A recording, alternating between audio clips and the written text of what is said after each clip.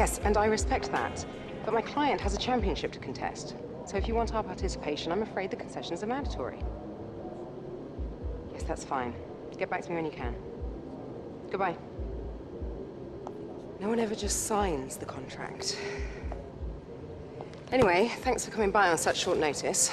I just needed to cover a couple of quick things with you before you race. Firstly, as requested, there's a copy of your contract. It's a rolling deal. However, the team reserves right of termination if you fail to meet performance standards. You're second driver for now, but work hard, hit your targets, and I'll be able to sweeten the deal. I'm also looking to get you into some invitational events throughout the season. The experience and exposure from these will be great for your image. Plus, you'll get to drive some nice historic cars.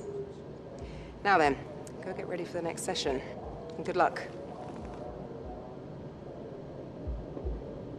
Hello guys and welcome to our Bailey Harrison career mode on our F1 2017 gaming series. Now this is the new feature on our YouTube channel, something that we've actually never done before, but something that we are really excited to be able to go through with you. Now obviously as you've probably seen about now, Bailey Harrison is our virtual character in the world of F1 2017, and we're going to be basically guiding you through, and you're going to be seeing his career throughout the world of Formula 1. 10 seasons he's got to try and prove himself that he is one of the best drivers in Formula 1.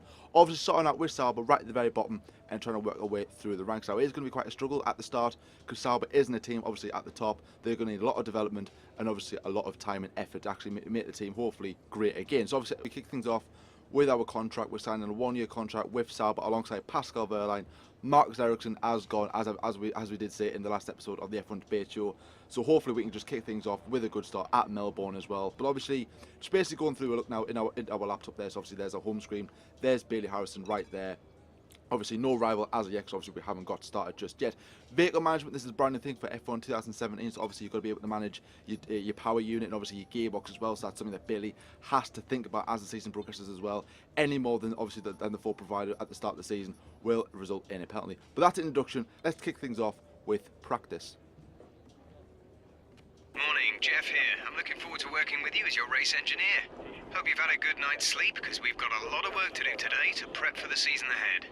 We're ready to fire up the car, so why not head out and get a few laps under your belt? Cheers, Jeff. So here we are ready to go out onto track, and there's our practice programs that we need to complete throughout the course of the season to be able to save up the points and then spend them on upgrades and obviously the speed of the upgrades as well. So obviously we need to be able to push Sauber up the grid as well, and there we are, top of the timing so far. So let's hope it stays that way in the practice session. But anyways, let's do one of them. Let's go. Let's see how practice went for Bailey. So Bailey starts off with the track acclimatization program, and obviously these practice program sessions are going to be very vital for both him and his teammate Pascal Wehrlein, because obviously the Sauber car is nowhere near the pace where it should be. Obviously once we do go to the R&D tree, you'll be able to see as to how far behind the Sauber car really is. Not as far as McLaren Honda, but it is quite far indeed compared to the team. So obviously these program sessions are going to be absolutely vital. So obviously getting through some purples there, some very impressive maneuvers by Bailey.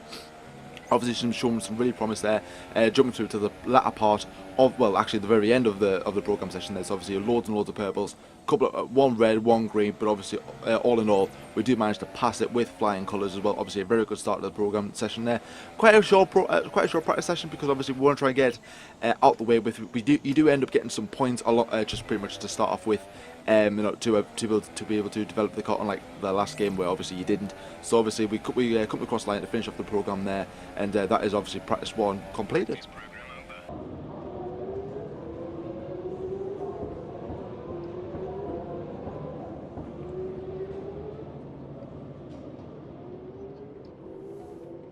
Ah, you got my message. Perfect. Welcome to home away from home. We get more real-time data from the factory now than ever before, and it all comes through here. So I have to spend more time checking over the reports and less time hunting you down in the hospitality suite. To that end... Sorry, just a sec. Yeah, Chris, is this important? I'm in the middle of something. Huh, okay. Right. Well, that makes no sense. Have Sarah reset the simulation and run it again. Okay. Sorry about that. As I was saying, we've set up a desk for you at the front here. You get onto the network from your laptop, so make sure to check the R&D screen regularly. And let us know how you want to use the data that we've collected over the weekend and through the practice programs. Also, bear in mind that the news from the factory won't always be good. Sometimes tests fail, like you've seen just now. And when that happens, we have to divert additional resources to fix it. C'est la vie, I'm afraid. So this part in Bailey Harrison's career mode is going to be very, very vital and very, very crucial if he wants to actually develop the car and be able to move up the grid if he wants to progress with Sauber. So obviously there, one of the sections of that tree is the powertrain. Now, obviously you can see Sauber there, second off last, 2016 power engine from last season. Mercedes at the top with Ferrari, Renault, and then we have McLaren, Honda right at the bottom there. So obviously Bailey needs to basically update one part there. Obviously we can see that 1,000 points. 2 weeks, obviously that will probably take us to the next round in China. So obviously the more he progresses and the more he builds the parts, obviously he'll be able to unlock some other elements, and obviously the parts will take longer, but obviously they'll be very more more reliable. This section of the tree will basically make the parts more reliable the more Bailey develops obviously this section of the tree, the durability section. So obviously he actually does develop one of the parts there, so obviously, and there we go, 500 points there, just gone very important there, because obviously he doesn't want one of the parts to break down during the race. The chassis section of the tree, obviously Sauber's bottom there, and he upgrades the part there as well. Obviously try to get the upgrades as early as possible. And then finally the aerodynamics as well, the front, rear wing, that sort of thing as well, try and make the car better airflow as well as it goes around the circuit as well, because obviously Sauber is quite far behind in that as well. They're actually quite far behind in a lot of them, apart from the powertrain, which is obviously bottomed by McLaren, Honda there. But obviously no more points there. But I'm hearing Bailey is wanted back at the paddock by his agent. Guess who made the gossip columns this morning? Everyone's talking about this new rival you have. Check his stats out. So Bailey has a new rival in his teammate Pascal Wehrlein, so obviously his objective is going to be to out-qualify him and out-race him at every race weekend. Hi, it's Emma. Your qualifying goals came up in the board meeting this morning. Here's what to expect. So that's Bailey's objectives for qualifying. But anyways, let's jump into qualifying and let's see how Bailey did in his first ever qualifying session.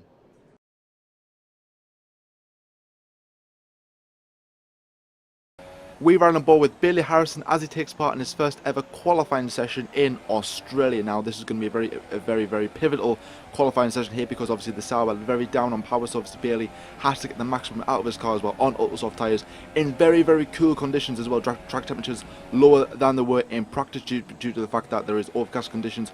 Rain is forecasted for this qualifying session, so let's see how the teams and Bailey gets on. So DRS wide open, heading into turn 3, obviously heavy braking as well, down into 4th gear, their 3rd gear as well, clipping the apex. They're going a little bit wide for Bailey, but obviously he won't be that bothered. Obviously the aim of the game is to try and get as high as he possibly can. Q2, it is a little bit unrealistic for Bailey, but obviously him and his teammate Pascal Wehrlein, but obviously they will do the best that they possibly can. They're going through the treats again there, jumping through towards the end of the lap there. So obviously the lap went pretty, it went alright. Bailey, obviously, he could have done better, but obviously, what can you do in a Sauber? And he crosses the line to get a 1 minute 29.426. So, obviously, not really that competitive, but obviously, Bailey will be very optimistic with that. Obviously, setting his first ever lap time. That is really much like a bench time for him.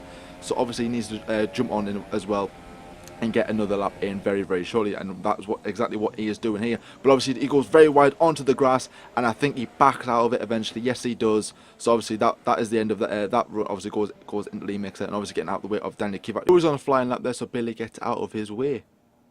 Bailey headed back out with about 2 minutes to go, and obviously he is in P20 at the moment, so obviously he has to do a lot in this lap, and obviously for the remainder of the session. Pascal Wehrlein, his teammate, just up ahead in the standings there in P19 with Stoffel Van Dorn in P18. But obviously you shouldn't really worry about Stoffel Van Dorn, because obviously his objective is to finish in P19 ahead of his teammate Pascal Wehrlein as well. So obviously this lap has to count. There's obviously the delta time looking promising there, I must say, from Bailey Harrison.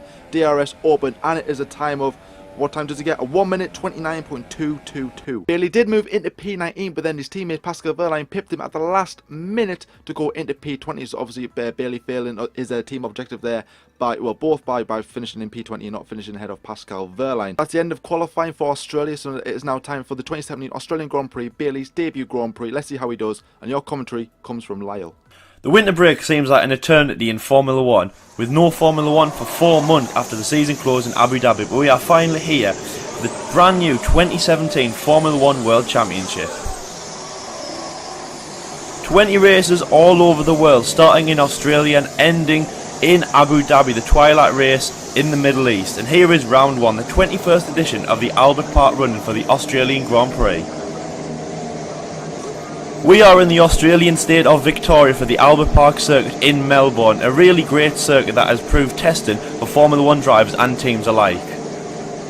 The elevation change of 2.5 metres, 16 turns and 2 DRS zones make the driving tricky and amazing entertainment for us watching at home. Wherever you join us in the world, it is a great spectacle to watch Australia, the first round of the big season, which has seen loads of changes to the cars. It's about the same as 2014 with all the changes. The engines haven't changed, but loads of aerodynamical features have changed, such as wider tyres on the rear, a smaller rear wing, fatter cars that stick to the ground and make it faster, almost 2 seconds around a circuit, which we saw in Barcelona winter testing. Sebastian Vettel in Scuderia Ferrari lines up in first place. Mercedes dominated after the change of the regulations in 2014, so maybe this is a good thing to see Ferrari on top.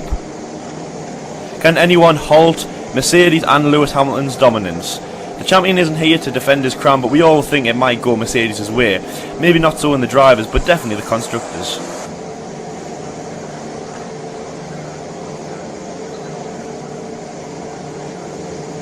The first qualifying session of the 2017 Formula 1 season started yesterday. It was very eventful and saw Sebastian Vettel on top with Kimi Räikkönen, his Finnish teammate, in second place, making it an all Ferrari or all Italian front row. Really exciting stuff from the two drivers from Ferrari, showing promise for the team from Maranello. Looking down the rest of the grid for the 2017 Australian Grand Prix, we have Lewis Hamilton in third place, with Valtteri Bottas making his Mercedes debut in fourth place. We have a Red Bull all third row with Verstappen in fifth and Ricciardo in sixth, a home man for this race. It's an all Williams fourth row, Felipe Massa in seventh with new boy 18-year-old Lance Stroll in eighth. Sergio Perez lines up ninth in Force India with British driver Julian Palmer in 10th. Debuting for Haas, Kevin Magnussen is 11th and Carlos Sainz in 12th. Beating out his Haas teammate Roman Grosjean in 13th with Force India driver Esteban Ocon making his first race in 14th. Renault driver Nico Hülkenberg in 15th with Fernando Alonso in that McLaren Honda in 16th. Daniel Kvyat in 17th with Stoffel van Dorn, the new Belgian driver for McLaren, in 18th. Pascal Wehrlein in 19th alongside his teammate British driver Bailey Harrison.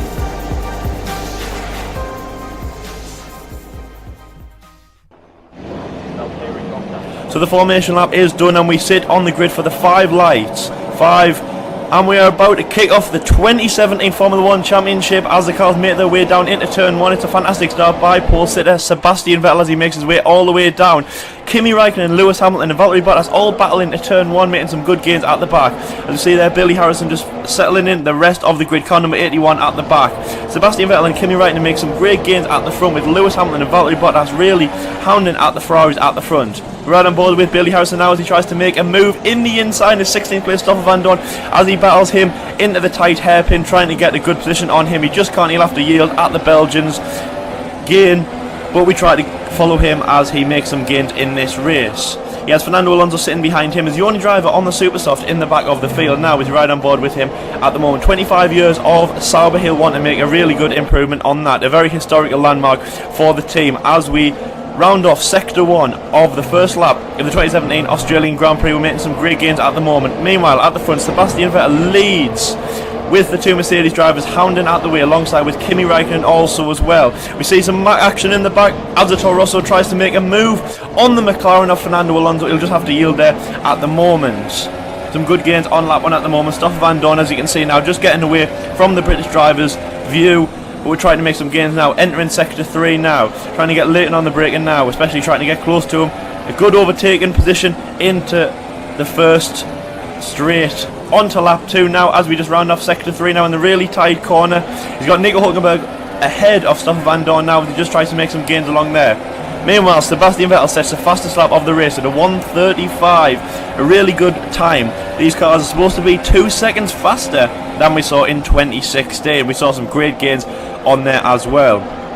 A lot of tracks now have 2004, 2005, 2006 drivers like Fernando Alonso, Michael Schumacher, who hold the lap record. Hopefully we can see that changing with these really fast cars. Meanwhile, he makes a move on Stoffel Van Dorn, really tight in there. He has the harder compound of the super soft tyres compared to Van Dorn, who is on the ultra soft tyres, and he makes a great gain around there. Really fantastic driving now, and he has the soft tyre man, the Renault man of Nico Hulkenberg, the man who moved from Force, and he's having a good season, but still chasing his first podium in Formula 1. We're now on lap 3 now. Normal positions stand. Bailey Harrison is in 16th position. Nico Hulkenberg is in 15th, with Daniel Kvyat, the Russian driver of Toro Rosso, behind him in 17th. Making some very good gains in this race. Sebastian Vettel leads this race, a really good position now. Nico Hulkenberg is getting closer in the British driver's view, and they want to try and capitalise on that on lap 3. This is DRS activation lap as well. If you don't know about DRS, what happens is when a driver is 1 second or less behind a driver in front, it activates DRS, the drag reduction system, and that will open the rear wing. It will give the drivers less drag going into the corner. Hopefully they'll be able to overtake. It's supposed to aid overtaking as well. We promise that even though the cars are around 2 meters in width, that there will be still some great on-track overtaking by these cars as well. Hulkenberg is just slipping away from the British driver as he kind of slips into the yield of Danny Kvyat, who is just sitting behind him. There's a bit of a gap to the two McLarens behind, but he's still making some good gains in that. Now as we go into sector 3, this is DRS 1, and he just runs a little bit wide and opens the door for Kvyat to slip into this. He won't get any DRS activation coming down, and we have Van Dorn sitting behind him in the ultra soft tyres. But still good from the British driver. He's down on his delta time that he said before. We're going to see a replay now of how the Finnish driver Kimi Räikkönen goes against his teammate Sebastian Vettel into the first corner. Look how good these cars look. They're really wide. You'd think it would be hard to overtake, but we're supposed to have a really good overtaking opportunity this season, especially with the DRS and the ERS, the electronic aid that the drivers have, which gives them around 60 to 80 more brake horsepower going down the main straights. No overtaking now. There is waved yellows in sector 2, just around where Billy is going right now. But that is being cleared up now, and Sebastian Vettel sets the fastest lap. Remember when I said it was lap 1 was 1:35, this is a 1:28. So that is a big gain from that. And Julian Palmer, the British driver, is out of the race, as you can see there ahead, and we're going to see a replay of how he goes out. That is a real shame by the British driver. He wants to make some great gains this year as well. And his race, unfortunately, is over. Renault will definitely not be happy with that, especially Nico Hulkenberg, who was promised a good drive and a really good drive position at that team. Max Verstappen just comes out of the pit lane at the moment, but Bailey stays ahead of him. Verstappen on the super soft tyres stays behind him, but I do think that the Red Bull will be able to take the Sauber driver, and yes, he has a look in. Bailey opens the window, but he's able to close it before Verstappen gets there. He will have to yield and find a better way to overtake the British driver. That is some really good driving by the new driver at Sauber from Britain, Bailey Harrison, making some good gains at that time. Keeping Max Verstappen at bay shows that he's doing some really good driving at this point. He's all over the back of him, as is the two McLarens, Fernando Alonso and Stoffel Van Dorn. The cars are really great now as we see, can Verstappen overtake Harrison into sector 2, especially going into that really hard chicane just at the end of sector 2. Now the two McLarens are riding well along with the Toro Rosso right in the distance. It's very tight now as we see going around the corner. It looks really tight between all four of the drivers, but Bailey stays ahead. What great driving by him. Verstappen will have to hold, but can he make this overtake? He keeps looking for these opportunities to take Bailey, but he just can't get a good overtake on the British driver. He's doing really well on that Sauber to keep Max Verstappen at bay. the young Dutch driver at Red Bull Racing. Really a big talent. He won his first race, the youngest winner in Formula 1 last year in Spain. He's doing some really good job keeping him at bay. We are on lap 8 of 29 as we just check the telemetry of Bailey, the Sauber driver, make sure everything on the car is working, and then Max Verstappen gets very close now, trying to take him into sector 1, and he doesn't want any collisions with the Dutch driver, so he lets him through. He looks in the window, but the Red Bull driver was always going to take the Sauber driver. But it was good keeping him at bay as well, as we now come to the end. We come to the middle of sector 1. He still has the 2 McLarens at bay, and 14th position is good. 14th of 17th, making some good gains. We have lost a few drivers in this, which was a real shame, including British and Renault driver Julian Palmer, which is, as I say, a big shame. And now we ride on board now. He has the Force India behind him, doing some good gains to keep him at bay. Force India, a really strong team, as we saw last year, making some really good gains with their 2 drivers. Now they have 19-year-old Esteban Ocon and, of course, experienced Mexican driver Sergio Perez at the helm, along with a bit of a revamp in the team, more money and a different livery and kind of a new vibe and a new look. They should be able to make some good gains in Formula 1. Now, if he just goes a little bit wide, he just opens the door for the Force India driver and he just gets past. I believe that is Esteban Ocon. What a good overtake by him, the young driver. And Bailey always just gets close to the back of him. Looks like he can try and overtake him or get in the aid of DRS. But as we see now, he goes into the pit lane, trying to get that pit lane speed limit there all the way around. I don't think any other drivers are pitting at the moment as Bailey comes in for his first real pit stop of the 2017 Formula 1 season. I always thought these rear tyres would be quite hard to use in a pit stop, but it looks like the manager knows he's gotten the intermediates. Yes, as you can see now, there is a bit of drizzle of rain. You couldn't actually see that on the normal camera. It was only when he went through the pit lane. He's spitting up a bit of water there, so it must have been a big shower there. Is it just a cloudburst, or is it here to stay? Well, definitely Sauber think that the rain is here to stay. They have put Bailey on the intermediate tyres, sinking that will be the best move for this race. He looks like he's in last position at the moment, but if drivers haven't changed onto the wet tyres, they're still on the dry tyres, then it should give him the advantage going forward. As we can see now, Pascal Wehrlein, his teammate who's in 16th position ahead of him, is on the soft tyre, and Fernando Alonso in 15th in the McLaren is on the ultra soft. It is a real bit of a gamble. It's spitting rain, but the track doesn't look like it's going to be holding enough water to keep this going much longer. He will definitely want it to be holding water. Obviously, if you're on the intermediate tyres, you'll be wanting an advantage over the guys on the dry tyres when it is spitting rain. As you can see now, the 2 Sauber drivers, so Pascal Wehrlein is riding right behind Bailey at this time. One is on the wet tyre, one is on the dry tyre, so it's a big tactic what Sauber are doing at the moment. Is Pascal going to come in for a pit? Bailey goes in, so it must have been a bad decision. It must have been the wrong decision to go onto the intermediate tyres. He's just swerving there, just struggling to find grip. It must have been just a burst cloud or something like that. It must not have been rain that is here to stay. It was okay. I mean, the Sauber, they wanted to know what they wanted in this race. They wanted to know if the intermediate tyres would hold. Unfortunately, they haven't, and he makes a change onto the soft tyre. So he goes out now. He will be in last place, being passed by Pascal Wehrlein, and he will rejoin. And there we go. He's being lapped by Kimi Räikkönen and also probably Sebastian Vettel up the road as well. As we go there, he is in 17th position. Julian Palmer behind. But as you can see, he's retired from this race. Still shows him on the telemetry. 21 seconds behind his Sauber teammate Pascal Wehrlein. Has that experience. He was in Formula 1 last year. He is a Mercedes test driver as well, doing a big promise, having a great career in the German DTM Touring Car Championship also. He has that big experience and that big wall coming into Sauber as well. Big experience, as I say, from last year, driving at Manor. Nobody can forget that amazing 1 point that he got at the 2016 Austrian Grand Prix, and he'll definitely want to be following that. And here we go, Bailey is in the pit lane for the 3rd time. It is a long race now. What is he going to be putting on now? He's just put on the new set of soft tyres, which are only a few laps old, after taking off the intermediate tyres. And what is he going to be putting on now? Down the pit lane speed limit now. There is no more cars in the pit lane at this time. And it looks like the intermediate tyres are going back on the car, as he believes that the weather is not going to hold. It is going to rain, and it is going to rain hard, probably to the end of the race, and hopefully he can gain some positions. As you can see there, Lewis Hamilton just goes past. I believe he was on the intermediate tyres as well, if I'm not mistaken. which is a good move by the driver. As you can see there now, Fernando Alonso is on the intermediate tyres as well, the driver ahead in 16th position, meaning that Pascal Wehrlein must have moved up the position, but with the Spanish two-time world champion, he is chasing him down.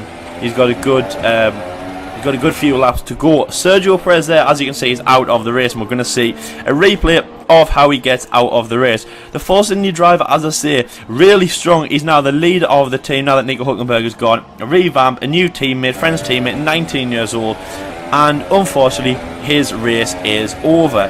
That is a big shame. We dropped down to 16 drivers, which is a real shame for Sergio Perez, also for Julian Palmer and the other drivers that we've lost in this race. Meanwhile, Fernando Alonso, Bailey Harrison, he is chasing down the Spanish two-time world champion on the intermediate tyres. Fast cars approaching and the blue flags are waving as we see Lewis Hamilton go past. And there we go, Sebastian Vettel is going to take the win of the 2017 Australian Grand Prix. He wins the first race of the Formula 1 season. Fantastic from him, really strong from the German driver at Maranello. The flag will be flying today until we go to the second round in China. And as Arriva Bene likes to say, Ferrari is back. The big changes, the big regulation changes, and does this mean that Ferrari are now going to be on top and it's going to be a Mercedes fall of dominance? Well, at only race one, it's quite hard to call, but it is looking like that. A really strong drive from the Ferrari drivers of Sebastian Vettel and Kimi Raikkonen. Also, Bailey Harrison now enters his final lap. He's finished his race in 16th position, last place. It was a good effort from the driver, but there we go, there is the race winner, Sebastian Vettel. Really strong by Kimi Raikkonen also, and Lewis Hamilton, who join him on the podium. Really strong from that, really strong from Ferrari, and you can't beat them today. The other drivers in this race doing a really good job as well. Valtteri Bottas on his debut race in Formula 1, also his debut at Mercedes. Esteban Ocon also making his debut with Force India. There he is, a really happy guy in 7th place. That is a really great debut as well. It almost reminds you of Romain Grosjean when he got that same position with Haas last year. There is Sebastian Vettel on the podium. The German and Italian national anthem will be playing for this guy as he lifts the trophy. Also, Kimi and Lewis, great position from them. Ferrari go to the top of the World Championship in the constructor standings. Seb to the top of the drivers, and it's all to play for. Mercedes chasing Ferrari, which it's a big shock after the last few years we have seen. It's also anyone's ball game in the World Championship. It might be quite early to call, but anything can happen, and most of the time when a first race is won, the driver will go on to win the World Championship. And then we go Sebastian Vettel in first place, Kimi in second with Lewis Hamilton in third.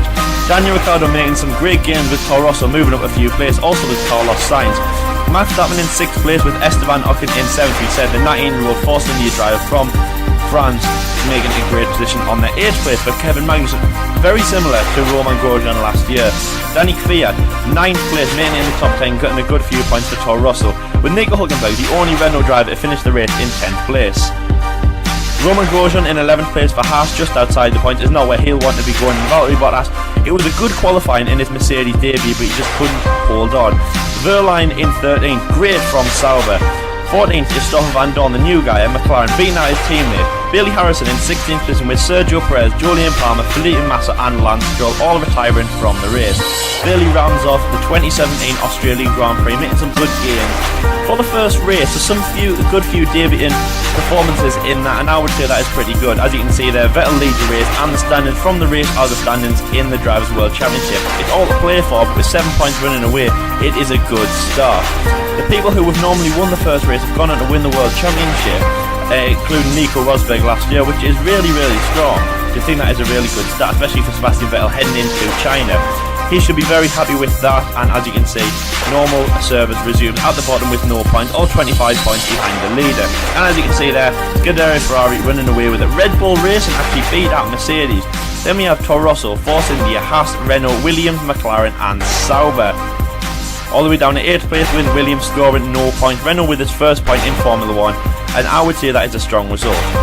Just quickly now, I would move on to my driver of the day, and that is for sure Esteban Ocon. His first race with Force India, an amazing 7th place. An amazing quality yesterday, and thank you very much for listening to the Australian Grand Prix. It's absolutely amazing. Wherever you join us from the world, it's a privilege to have you. My name is Live from the F1 Debate Show, your race day commentator, and until China, it's see you later from me. Is this the one? Indeed it is. And this is Jonathan.